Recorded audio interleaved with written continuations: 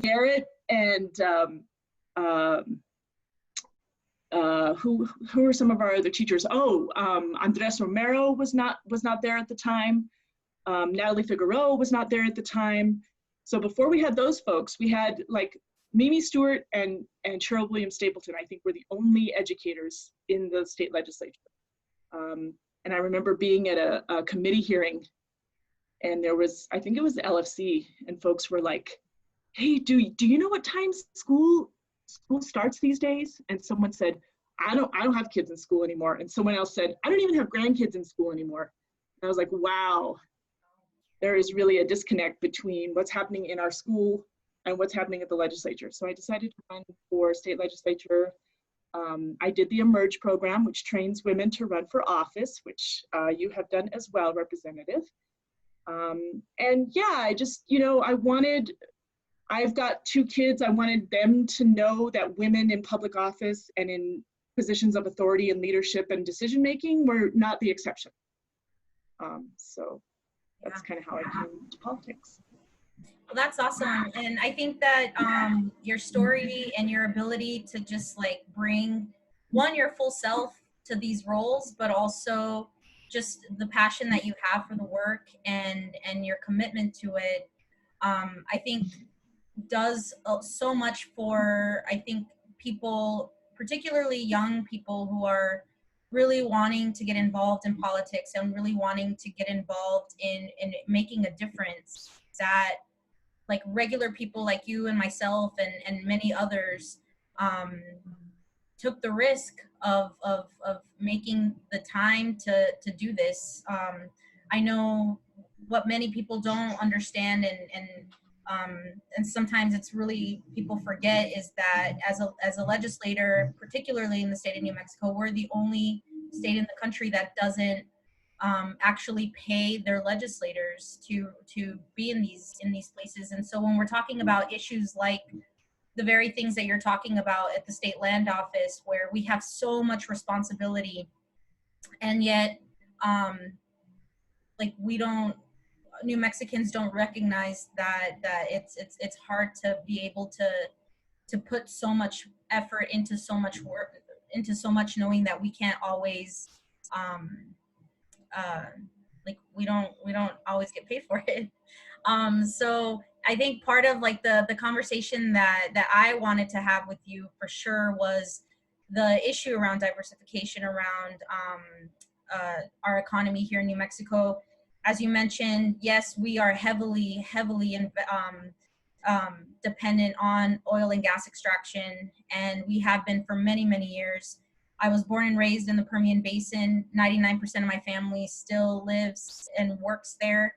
And not only is it a dependence on this industry, but it's also this cultural thing. Like there is a lot of love and appreciation for the work of working outside in the oil fields, and a lot of pride in that. And so I think it's twofold in terms of how do we transition not only away from oil and gas, but also like how are we uplifting the workers and their stories of and all the training that they've done, all the efforts that they have made to make sure that as we're moving away from this industry, that we're also not leaving many of these communities behind. Yeah, I'm glad you brought that up because when folks were interviewing me about the current global crisis, the thing that kept getting left out was like, this is a livelihood for New Mexican families. It provides like a good sort of a good paycheck, really. Yeah. I mean, it's destructive in nature, but people rely on this industry for their livelihood, and that was getting left out of the conversation. Because people wanted to talk about like, oh, the tanking of the price of oil and how there's not going to be, any kind of investment or infrastructure or capital being invested in the area. And I was like, it's not just that larger picture. It's this picture of like the average New Mexican household that lives in that area and is heavily reliant on this industry for their paycheck.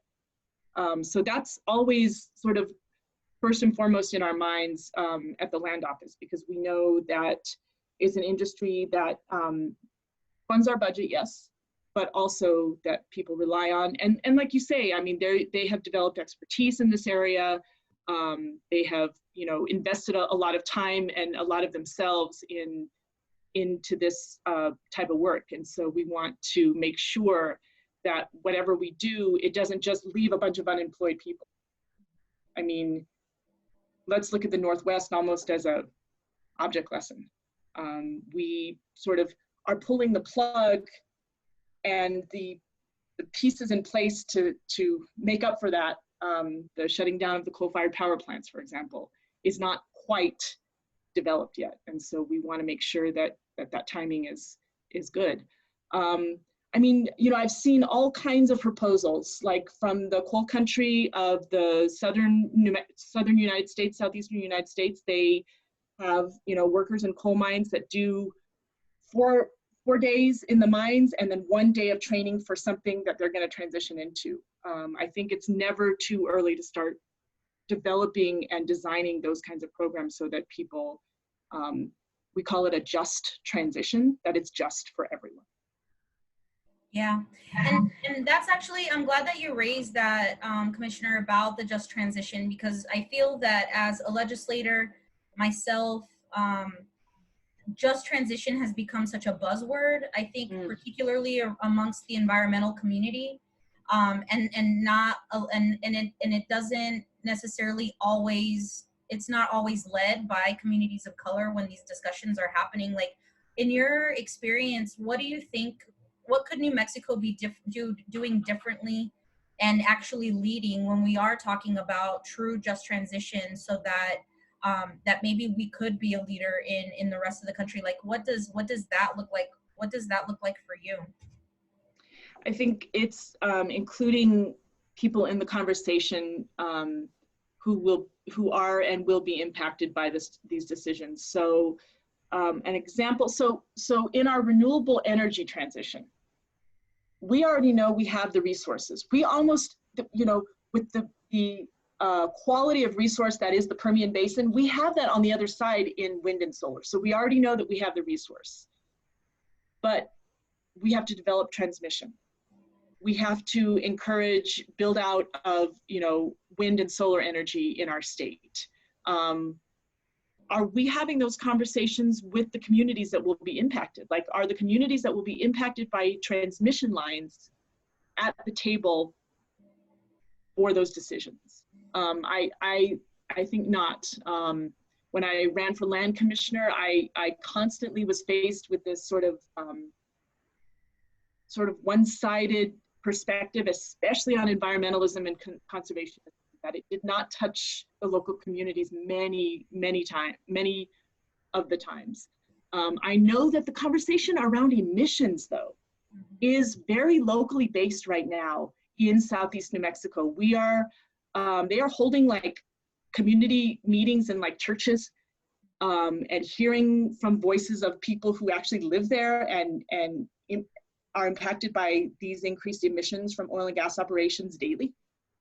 Hearing about their health concerns, hearing about, you know, their concerns about what's happening in their communities. And so I think if we just look at that as a model for how to include people in conversations, and it takes time, it's messy, it's time consuming.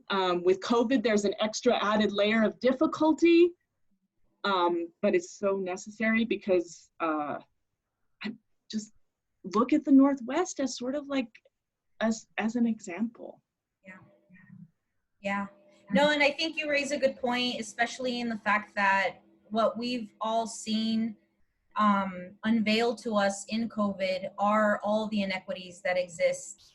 I know that there have been people for many years talking about diversifying away from these extractive industries, especially because of the amount of just need that many in our communities lack. And so I think that while this is a moment where it's a challenging moment, we are facing, there was a meme yesterday where it said, I wish we could just deal with precedented, like I want some precedented stuff. Unprecedented, right? I want a precedented time. Everything is so unprecedented. I want it to just be precedented. And so, but it's I like, saw that. we are faced with unprecedented times. Like how do we use this moment to really like be bold and to really to reimagine something completely different? And I feel like part of why I think it's so important to have voices like yours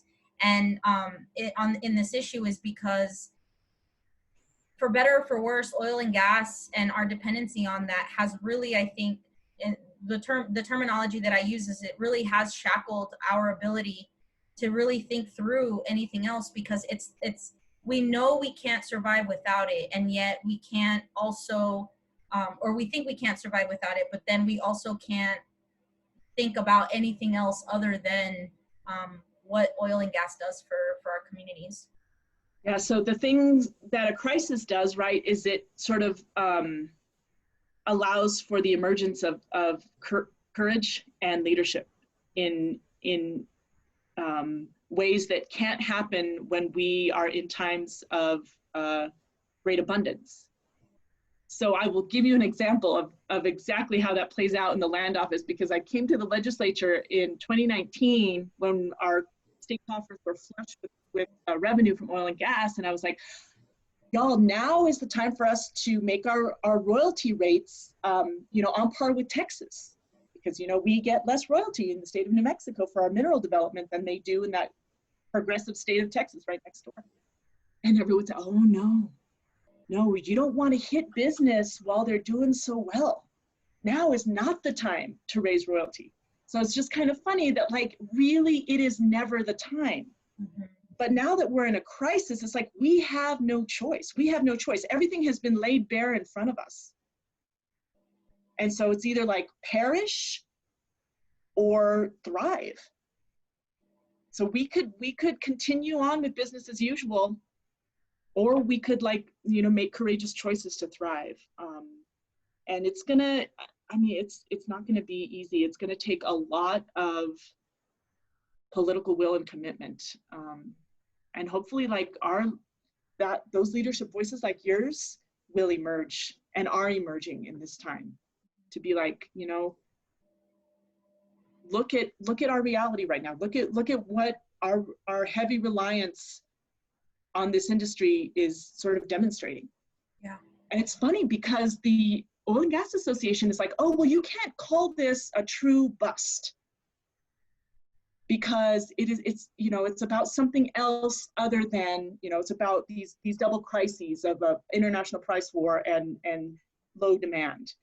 And I'm like, no, actually what this is showing us that the industry is not robust and can't withstand something like a pandemic.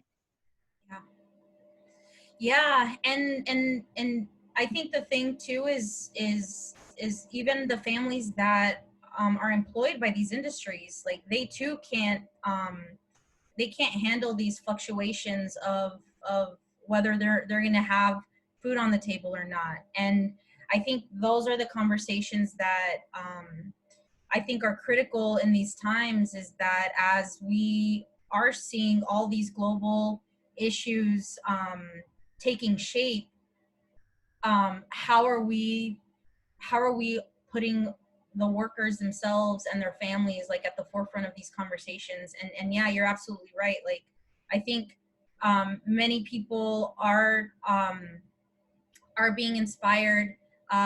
There are courageous choices, like you said, that are having to be done, have to be taken. But we shouldn't have to do that. We shouldn't have to push that on the people themselves. Like, industry is going to have to do their part. And my hope is that over the course of the next legislative session, especially, that we could start thinking about that.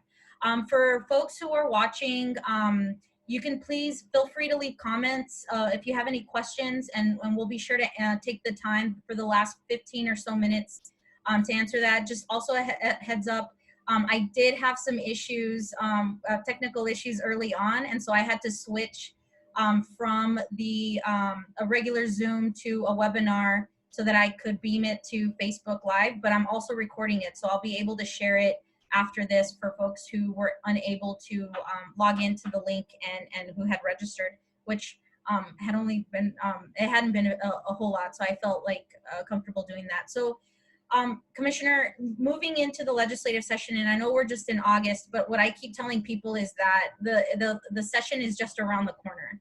And this is the time where I tell folks that they really need to, if they really want to pay attention to what's happening in the legislature, the time is now.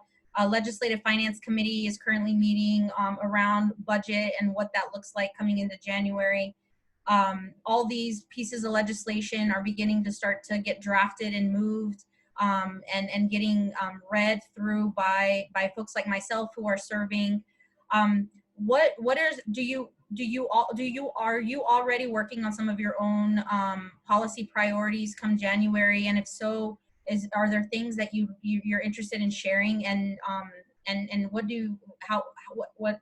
how are they aligned with some of the stuff that we've been talking about around this economic diversification? So we championed 3 sort of landmark pieces of legislation for ourselves for the land office over the 2019 and 20 session. We had very mixed results with those 3 landmark pieces of legislation. So one was the royalty rate. Wow, there was really not the appetite in a democratically led legislature to raise royalty rates. That became, so we probably are holding off on that particular attempt at this time. The second one was something actually that the legislature did support us and partner with us on, and then was signed by the governor, and that was just a call for more mandated transparency in the state land office.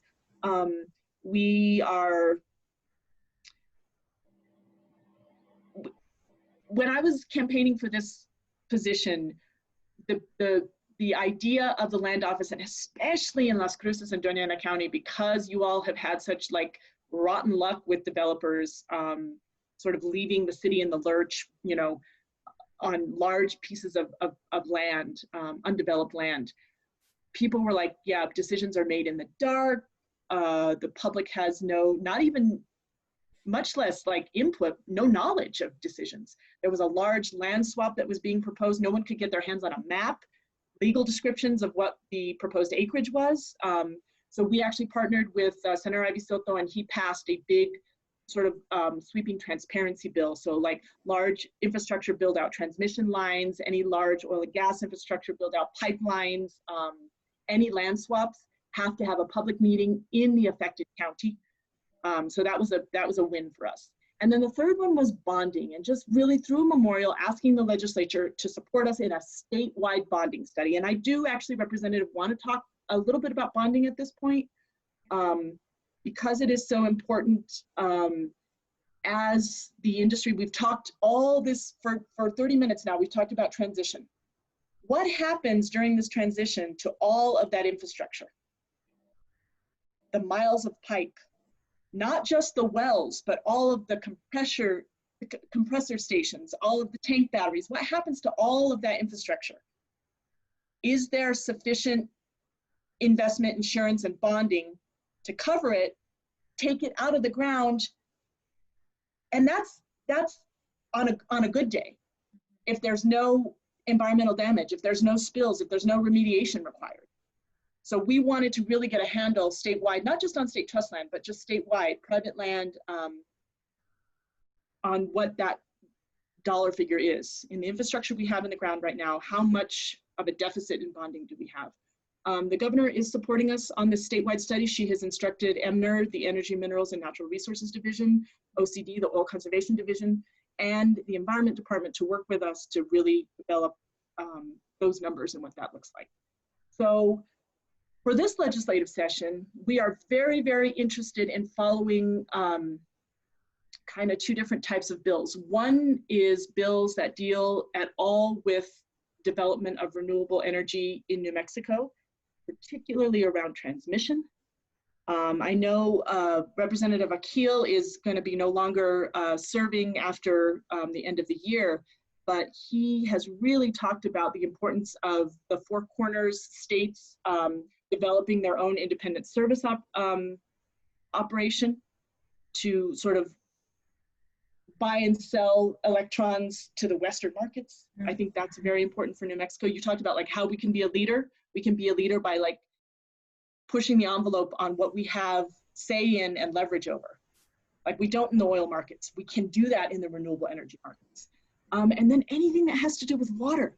You know, that produced water bill kind of, you know, zoomed its way through the legislature. It's now in rulemaking, in its rulemaking stage. That produced water really concerns me.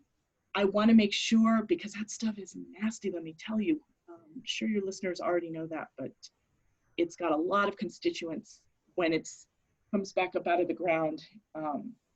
And basically it's a byproduct of oil and gas drilling, but it brings with it, you know, everything that was deposited down there, but then everything from the earth, including at times radioactive constituents. So, and then what is done with fresh water? We believe that there's probably going to be an effort to really try and protect some of our very scarce freshwater resources, reservoirs, you know, water tables. And so we're watching those with great interest. Yeah. No, that's really helpful, Commissioner, because I think that so I remember a number of the bills from last year that you've mentioned. The bonding bill, I think, is really critical for folks who don't know and who are watching. And Commissioner, you can add on to this if I'm missing anything out. But for areas in which there's heavy oil and gas extraction, a lot of times these companies will just get up and leave, and then they'll just leave everything that was installed, all the infrastructure that was built, it was installed, and it's just left there. And so it does so much, it creates so much havoc, not only for like the environment in and around the area, but taxpayers are always left with the bill. Like, we're the ones that are having to figure this out. Meanwhile, this corporation made tons of money off of drilling and then just takes off, and then leaves us fitting a lot of these bills.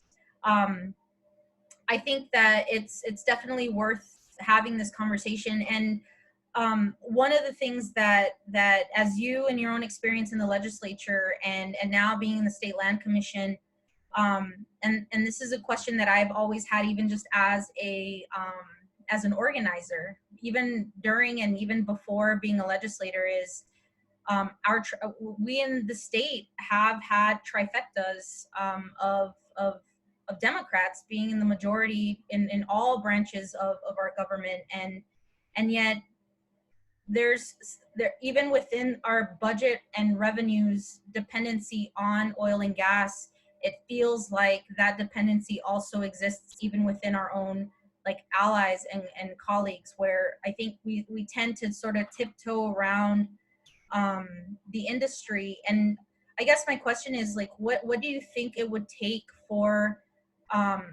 folks within our own like colleagues to be able to be able to stand up and say, like, you know, we're willing to make the kind of sacrifices that we need in order to really save New Mexico without having to really constantly be afraid, I guess, to really to speak truth to the fact that oil and gas is no longer going to be the future of our state. I mean, there are some hard conversations that need to take place. Not only is the state heavily reliant from a budgetary perspective, but campaigns are heavily reliant on fundraising from the industry for their success. I understand it. I know that's a nice influx of money in a time where, you know, it's hard to raise money for a campaign. But, you know, Common Cause just did sort of a primer on like everyone who has actually had the courage to be like, I'm going to take the hard road and not rely on that spigot of revenue for campaign fundraising. So that's one stranglehold I see. Yeah. Another stranglehold I see is that, you know, and I apologize because this is going to be hard, you know, this is a conversation about policymakers, legislators, and statewide policymakers, and their reliance on this industry for fundraising. But, you know, there are folks that, you know, that either work in the industry or, you know, represent clients that work in the industry throughout decision-making levels of our government. And so at some point it's like, is there a conflict of interest there? I mean, you know, why are we having folks making decisions on these very important bills who also have an interest in that industry and its, you know, its health? I mean, we all have an interest in the health of the industry because we're heavily reliant on it. We don't have anything that can substitute for it. Yeah. Even renewable energy build out on all aspects of state trust land will be a drop in the bucket in terms of the $1 billion we rely on from this industry. But there are just some hard conversations about the relationship that our decision makers have with that industry. Yeah.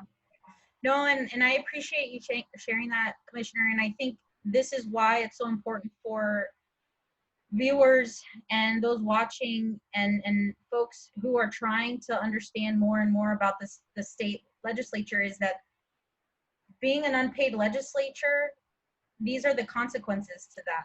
Like, this is the consequence of not being able to, where we're all still having to be employed, for example, in the very things that we enjoy doing. I mean, I'm an organizer. I've been accused of having my own issues with my own conflicts because I support workers and I support the people that we need to provide more support for, and my work in the past for an organization here in Las Cruces has been seen by some as conflicts of interest. So I totally get that. And I think it's a consequence of our lack of modernizing our legislature, modernizing the way that our state government functions, because we need to be able to focus so heavily on so many different issues without letting all of our our work, I guess, interfere with some of that. Or our biases. I mean, I was accused as well. I mean, I was a school teacher voting on raises for teachers. So, you know, it happened for me as well. I guess I would say the other sort of unfortunate side effect of having an unpaid legislature is you've got these, you know, like the recent retirement of Linda Trujillo is a perfect example of someone who is just very straightforward and honest about, like, I can't make this work for my family. It is a full-time job, as you know. It is a completely full-time job. And so unless you have a job where you can take off a full amount of time to do your legislative stuff, or you're independently wealthy, you can't do this job. You can't be, and what we want is, we want citizens to bring their experience, but we don't want to have them, you know, split loyalties, feel like they have to, they can't make ends meet. And so, yeah, I definitely agree with you. I don't know. I mean, we are the very last unpaid legislature. We are the very last. I mean, I think the ones that pay just a little bit more than we do are like a hybrid. I mean, we get per diem, or the legislature gets per diem, and that's it. So yeah.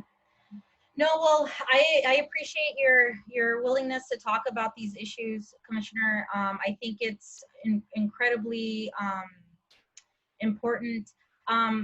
We seem to have a ton of fans who are watching right now and are leaving really, really nice comments, but not a whole lot of questions. And so I have the Commissioner here for another 20 minutes or so. And so any questions that you all have, please feel free to add them in the comments. As I mentioned, I'm also recording this, so I will be sure to share it, and you can certainly email me.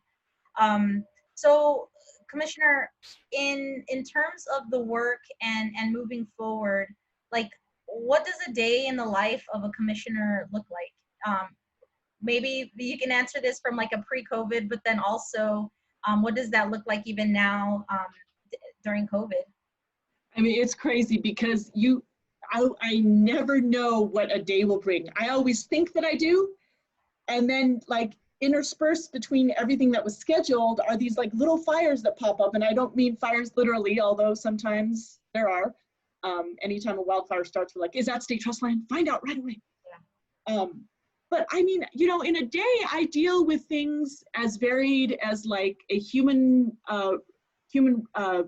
resources issue, you know, like an HR issue, to things as large as like vast sweeping policy decisions. And so it's a little bit like the legislature in that way. I mean, you all in a day vote on like, you know, license plates and then like, you know, the Energy Transition Act. You could have both of those votes in one day. So it's very similar in that way. And I do have lots of meetings because I want to make sure that I do my due diligence in hearing from every single perspective before I synthesize that into a decision. It is an awesome responsibility. And I feel the weight of it. But sitting here right now, I tell you, I feel the weight of it. To be the one sole decision maker responsible for these outcomes on something I've been entrusted with.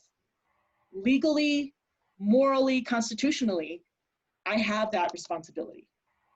So for me, and what my style is that I want to be sort of inundated with perspectives so that I can synthesize into what is the best path forward. Sometimes I have an inkling of what I already want to do, but a lot of times through discussion, through input, something else emerges that I did not consider or did not prioritize.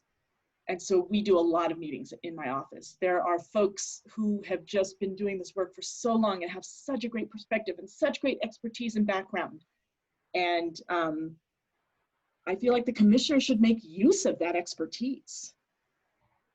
And man, there are some hard ones. There are some tough decisions, you know, about just that balance. And it's an inherent, some people might think of it as a conflict, but it's an inherent sort of balance that's called for actually in the mandate, in the constitutional mandate in this office, to raise revenue in the best interest of the beneficiaries. So we have to develop, but we have to make sure that that development doesn't destroy the resource for future generations. Is that generational equity, right? Mm-hmm. The problem with generational equity is that people are always thinking about the future generations, which is awesome. But what about like right now? What about our generations right now? What about a pre-K kid who needs extra services that we can't pay for in our state budget? You know, does that kid's needs get sacrificed because we want generational equity for future generations? So that's always something that's weighing in my mind constantly. I will tell you that I've been very inspired by the voices. You brought this up at the very beginning of this call. The voices of our youth activists and organizers, and how urgent they are, and how vocal they are, really demanding from us. And I actually believe that those voices may start to change some of the decision-making dynamics in our state. I've been talking with folks, you know, Peter Wirth says, it's time we listen to the kids. That's what he told me. After he had met, he was also very inspired by a meeting he had had with some youth activists. So I'm very hopeful. I mean, they were able to really come a long way with their advocacy around gun safety. So maybe for climate change and climate decisions, you know, I think that they're pretty potent voices. You can't really, there's not a lot of sort of arguing and excusing that they will tolerate. They're like, now, we want this now. We want to know what you're doing. Mm-hmm. Yeah. No, and they are inspiring. And I think part of the moment that we're in is exactly that, is, are we the courageous choices that you talked about earlier, I think we're met with those courageous choices now of like, do we follow with the status quo of what we've always done, um, or do we take the energy and the spirit and the love that so many of the youth have for just humanity itself and for our planet and for the world, that we actually like bring them in versus shunning them because, oh, they're young people, they don't know what, they haven't lived. And I think that they've actually they that's what inspires me every single day as well, is that like I'm so glad that they're coming up and really like making space for themselves, because it's really what's going to, I think they're really they're if the world needs saving, which I believe it does, it's going to be our young people and our youth who are going to do that, and I'm really inspired by that. So I was able to get two people to ask a couple of questions. So here we go. We have one from someone here in Las Cruces. Can the State Land Commission or State Land Office help with the creation of the Monumental Loop? I'm sure you've heard about the Monumental Loop before, Commissioner. A few sections cross state land east of Las Cruces. Trail designation would also serve to limit development of the East Mesa. So I guess that's a couple of questions related to the Monumental Loop, one, getting that designated, but then also the trail designations and how that would serve to limit development. So I will tell you, and I should have mentioned this at the beginning when I talked about the State Land Office, that the land swap between the feds and my office to take the inholdings of state trust land out of the monument borders is underway. So if any part of the Monumental Loop goes through the monument borders itself, that will be solved through the exchange. If there are some bordering parcels of state trust land, I am absolutely, open to having conversations about how to get the trail designation. I mean, I've already worked with, the Continental Divide Trail Association for designation on parts of state trust land that the trail goes through there. So that's something, and I didn't even talk at all about diversification into outdoor rec on state trust land and opening up access to public land, because traditionally the State Land Office has really had a view that like state trust land is not available for outdoor rec. And we've turned that kind of on its head, and we're wanting to highlight and open up outdoor rec opportunities on state trust land. So absolutely, I'm in support of the designation. It's interesting, the questions about development, because we have developers almost on a freaking daily basis, it seems like, coming to the land office with these proposals, right?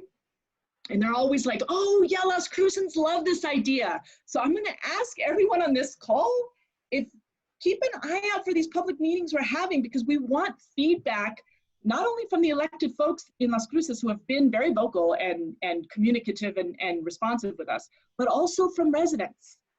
In particular places where you live, if there's something you want to see or something you don't want to see, please contact us with those concerns, recommendations, and ideas. Awesome. Awesome.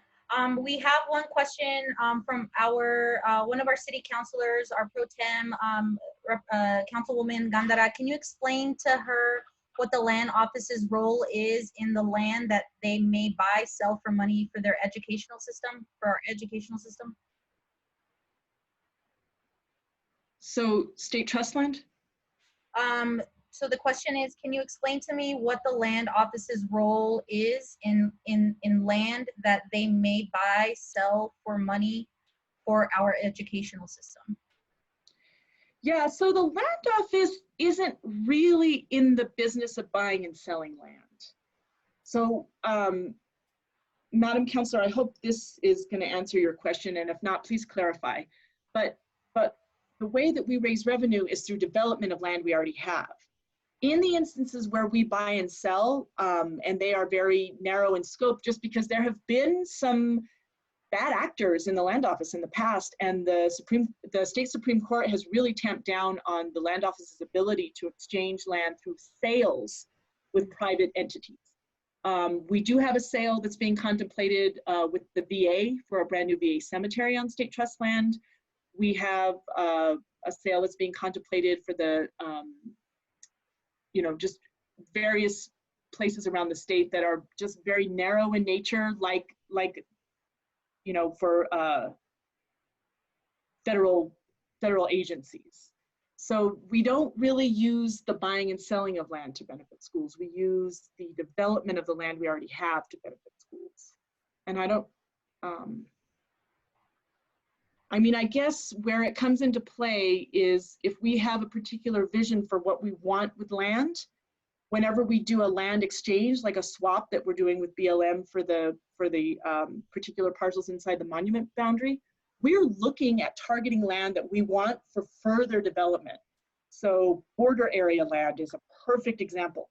There is so much commercial activity around the border that I believe the State Land Office could really take advantage of in terms of drawing revenue, diversifying revenue. So that's what we look at, is we look at like what areas of land make sense to us because they're prime for renewable energy development, they're prime for commercial development. Yeah. No, and that's helpful in terms of, I think when people describe, I think when people hear development, they hear different, like maybe controversial pieces of development, but you're talking just in general, like, not in general, but more specifically around like things that we could be doing to further diversify our economy, like issues related to renewables and things like that, which I think are really important. I know that there's a lot of really cool projects happening across the state, particularly with solar and wind, that I think we should certainly look at. I did want to lift up the fact that in the next couple weeks or so, we will be, with the support of the Department of Workforce Solutions and UNM, they completed the study around a workforce development study that looks at, did over 1,000 interviews with people from across the state about what a transition looks like for New Mexico. And so that information will be really exciting. I will say, Commissioner, that there's a lot of opportunities there for policy related to just transition that I'd love to talk to you more about as we get closer to the legislative session, because I think much of what you said today was really very much aligned with a lot of the work that I want to do in the legislature. In terms of outdoor recreation, as you know, that's one of my big issues that I really love and support, and you've been really, really great in making sure that that's elevated in your office. So I really thank you. I know that on Monday we have an interim committee for rural and economic development, and Chairman Maestas is really excited about outdoor rec. It's on the agenda for Monday afternoon. So I would ask folks who are watching and who are interested in outdoor rec to listen in on that interim committee, because there are a lot of really exciting things that outdoor recreation could do for the state of New Mexico, but from a standpoint that I think many of us take into consideration, which is like protecting our lands, protecting and conserving so much of our land, and to doing it with honoring the very spaces in which we're in. And I feel like, Commissioner, you've done a really great job of really elevating that message that outdoor recreation is awesome, and it's great to bring in for our economy, but it's also thinking about it in terms of like also protecting our land and making sure that it's not, that we don't become Colorado. For sure, that's our lesson right there. I mean, that's what we like. That's what we hold up constantly, you know. Yeah. So Commissioner, thank you so much for joining me on my second installment of Virtual Spill the Beans. I'm really glad that you were able to make the time today, and I always enjoy our time together, even if it has to be virtual for now. But I look forward to seeing you in the near future. Same. Thank you. Yeah, no, we'll talk to you soon. Everyone, thanks for watching, and we will talk to you in 2 weeks, September 5th. I will have Secretary of State Maggie Toulouse talking about elections, and so I hope that you all can tune in September 5th, Saturday, 10 o'clock. Bring your coffee. Cheers. We'll talk to you soon.